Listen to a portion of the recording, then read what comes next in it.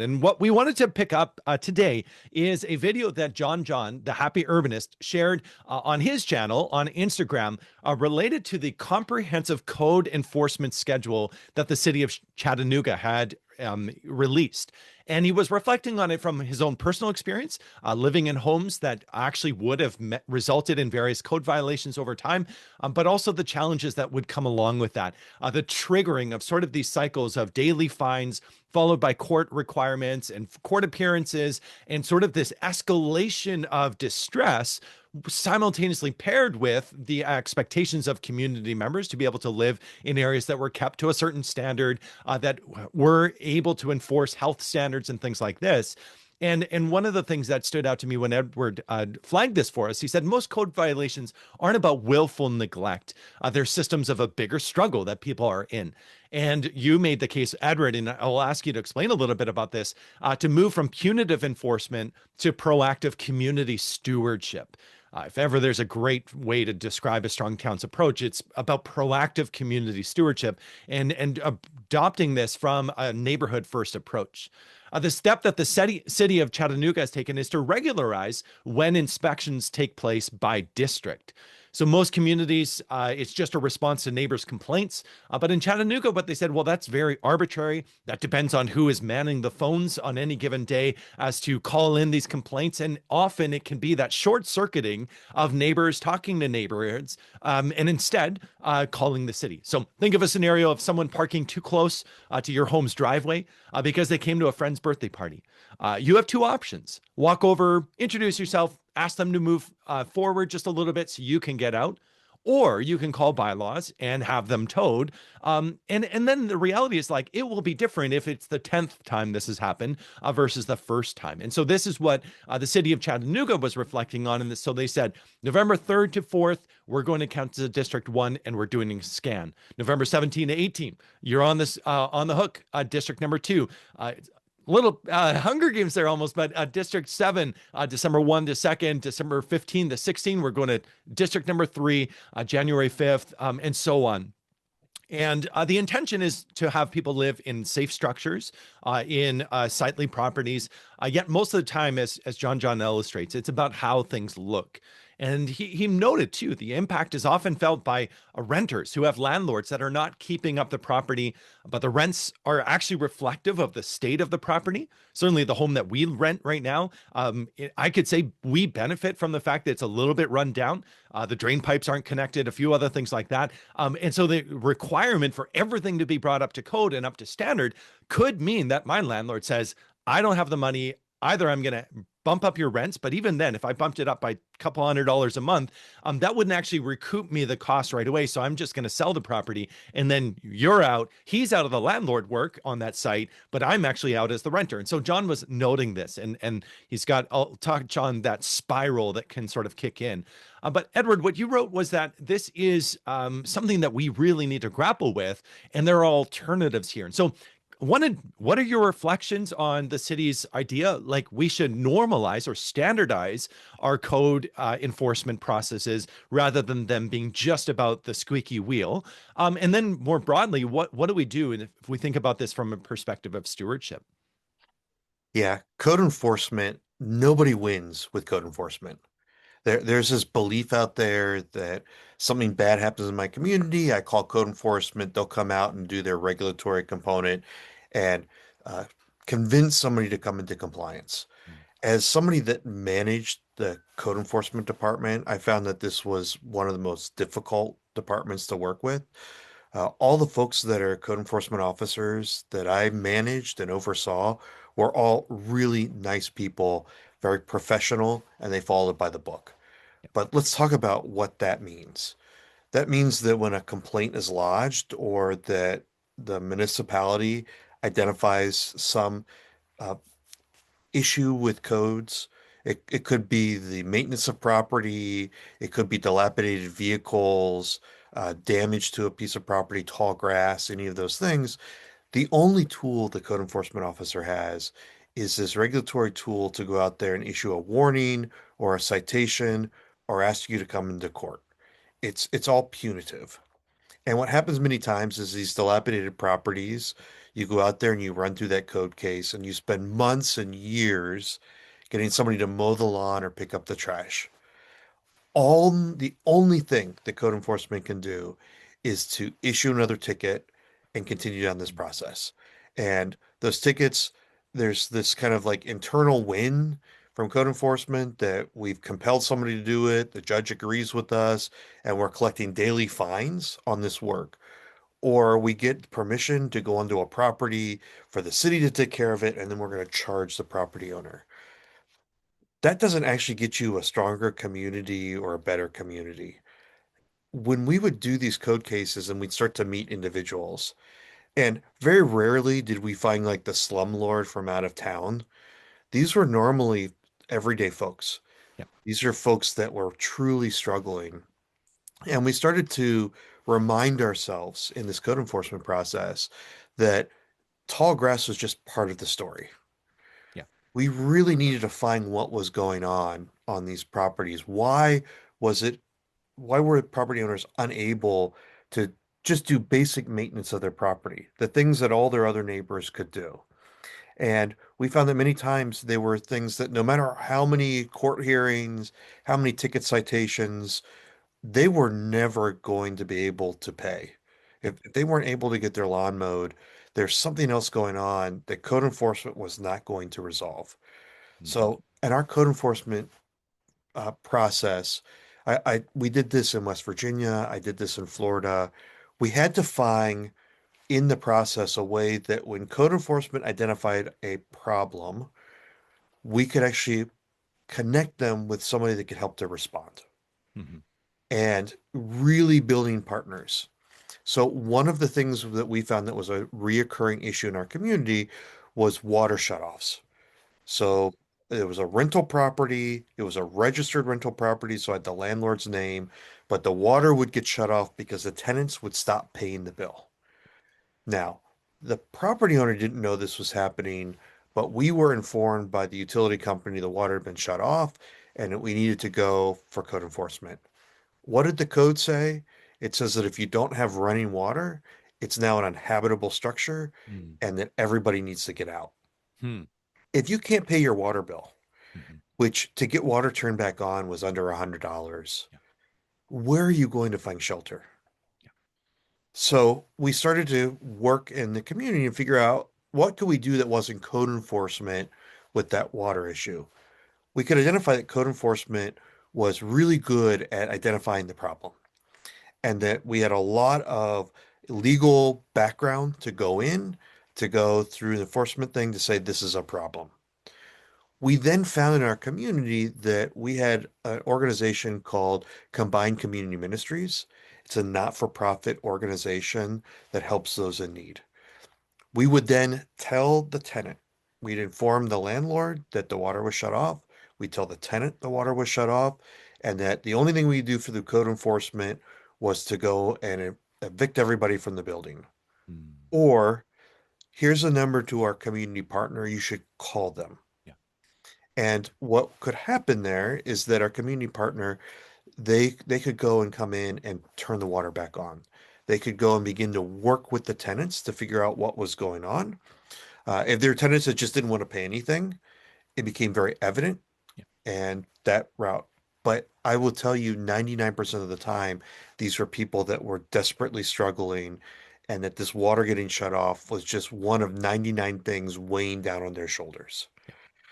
By working with community combined ministries, they could come in and help the people figure out budgeting, get them registered for assistance programs, communicate with the landlord to know that the rent was going to get paid.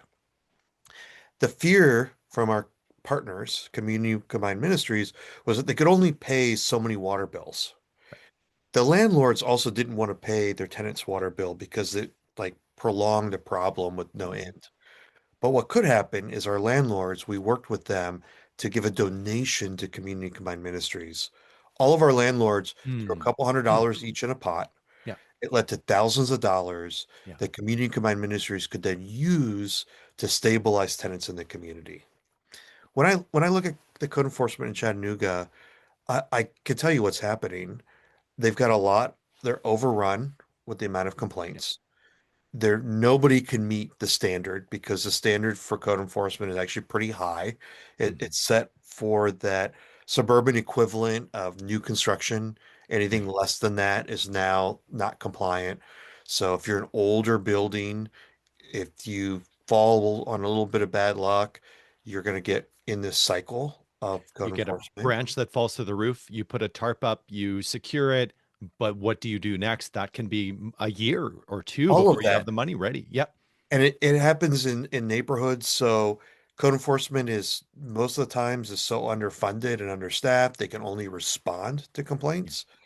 So this in city speak, let's be really orderly. We're going to go through each neighborhood. We're going Mhm. to tell people in advance that we're going to come through. So in a neighborhood, go ahead and get yourself cleaned up. Yeah. The They're principal's coming. hope, yeah, they're hoping that people like John, like strong citizens, will come in the neighborhood and help get ahead of the mess. But that doesn't really work. Hmm. We've got to work through this stuff to figure out if we're following first, let's figure out what our established standards, what our community norms are for our streets. Mhm. That's the first thing we need to do. And it may be less than what the specific code says. Yeah. Like in many neighborhoods, there's a lawn requirement that you can't have grass over 4 inches or 5 inches. Well, guess what? Maybe we need to move it to eight, Right. or maybe we need to. Some codes you're not allowed to have washing machines in the carport or on the front porch. Uh, Mhm. Maybe in some neighborhoods, we Yeah. just need to go and remove that rule. We need to provide that flexibility. The second thing is that when we do code enforcement, we need to work in our whole community approach. In Martin County, when we were looking at code enforcement in one of the neighborhoods, it was a time that there was a lot of money for weatherization. So there's a weatherization program that could come in for homeowners that needed that little extra cash to come in and Mhm. make their home more energy efficient. Mhm. What we found is that in some of our most distressed neighborhoods, we had long-term residents that were living in homes that would never come up to par. Yeah. But by identifying them through code enforcement, by talking to our partners, by inviting those folks to apply for programs they were eligible for, in one neighborhood, we were able to assist folks. They ended up getting a brand new home Yeah. because the Yeah. program would allow for that to come in. Hmm. Once the program came in and they started with that, we could then work with other neighbors to bring up the confidence in the community to do this work. Mhm. We've got to rethink this. The other horrible thing that happens with code enforcement is you have a dilapidated building and somebody finally buys it out of a tax sale, or it transfers and somebody finally sells it. The person that can't maintain it, they finally release it. The new investor comes to your office at City Hall and they say, "Hey, I just bought this building. I want to get it fixed. I want to know what I can do with it, or I have big plans for it." And what does code enforcement do? We now have a phone number and a human with a Mhm. pulse. We're going to do all we can to throw the book at this person Yeah. to help them along in the Yeah. process. Give them the bills from the past, and yeah, and yeah, totally. Cities can't make money off of code enforcement. We Right. we shouldn't use that. When I think about some of the code enforcement work, the amount of money we would spend having court hearings and public notices and all the staff there, it would have been just as easy for us to set up a grant program, Yeah. like a micro grant, to help people mow the lawn. Or we could have gone and bought equipment Yeah. and given it to one of our volunteer groups to go and just, deal with mowing the lawn, or Habitat for Humanity's Brush with Kindness help supply those volunteers Could in. be a scouts fundraiser is, learn how to use power tools and make that happen. And you mentioned money, and the fees that come in are often used to basically try to fund a part of cost recovery on bylaw enforcement. But if we think about it from the perspective of like Donald Shoup with parking, the idea of a parking benefits district is that any of the you could say fines for parking in public roadway or use of space is then plowed into the actual district where that impact is being felt. And the virtuous cycle then is there's additional funds that are available. Is there any room for recapturing funds through fines, but then instead of it just going into general revenues, instead of it, non-compliance $50 per violation per day, the people that are affected by the non-compliance, if there's really, something egregious, they are the next door neighbors. And yet that money just gets siphoned off and sent away, rather than saying, what if that became some of the seed money that was provided to neighborhood associations or provided to scouts groups or provided to like ambassadors in the community that say, hey, we're going to take a role in this process. And John identified two things. He said we can adjust it at the neighborhood association level on a voluntary basis of like looking around where the neighbor's in active violation and offering your help. And I love that. I think that is part of being a good neighbor, loving your place, figuring out what they need and how you can help. His second was, be made, he suggested we should be able to be made aware when a neighbor rather is found in violation, what the terms of their conditions are and what can be done to bring the property back up to standards. The trouble is we've got some privacy challenges that are immediate, front and center there. The neighborhood association getting a letter saying like, hey, Bob, his property is a problem.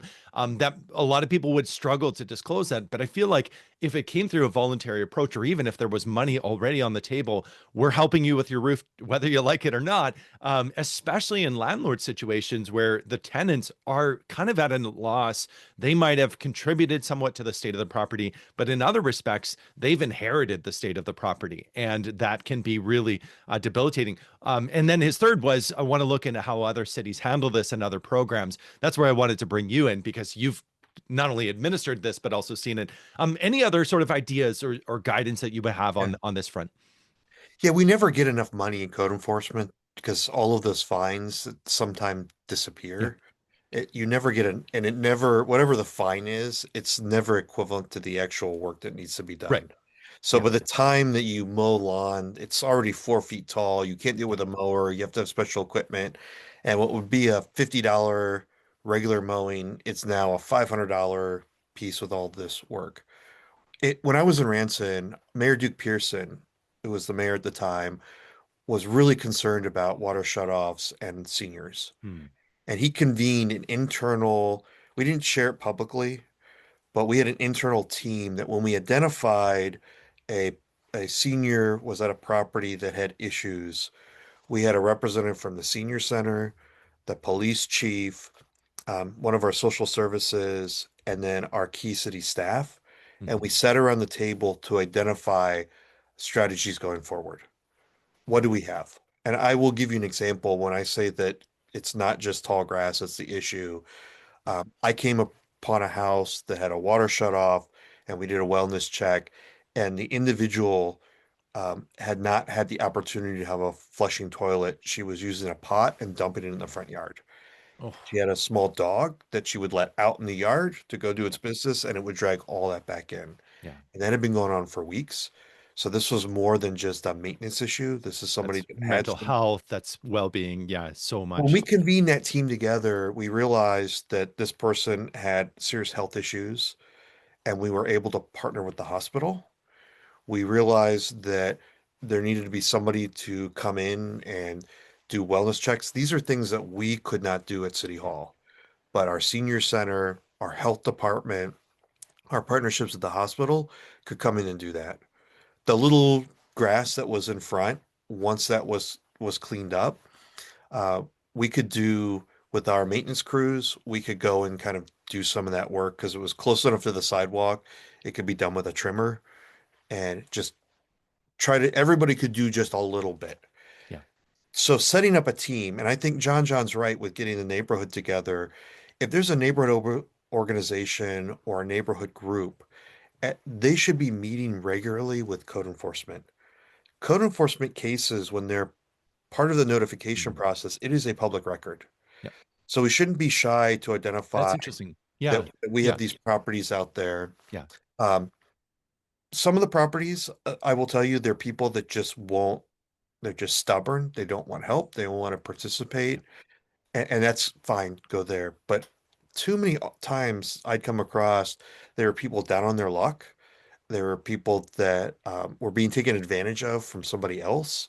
Mm. They um, just would fall behind. Maybe they'd gotten sick and they just fallen behind on everything. Hmm. And we have seemed to have lost in our society today this idea of knocking on doors and talking to neighbors. Yeah. What I found is that code enforcement would show up at the door in a uniform and they would open it because they had to. If a Mm. neighbor showed up or a pastor from a church showed up and knocked on the door, they opened it because they wanted to. Yeah. And they Yeah. would invite people into their home. Yeah. And as a community, we could begin to tackle these problems. Yeah. Under code enforcement, if action is occurring, ultimately what we want is for compliance. Hmm. So if compliance is occurring, I had enough code enforcement cases. We would put a hold on it. We check it in 30 days. We would check with our partners to make sure it was progressing. Yeah. We just kind of put a pause and we just said it was because we had too much volume, but it Yeah. allowed for Yeah. things to get worked out.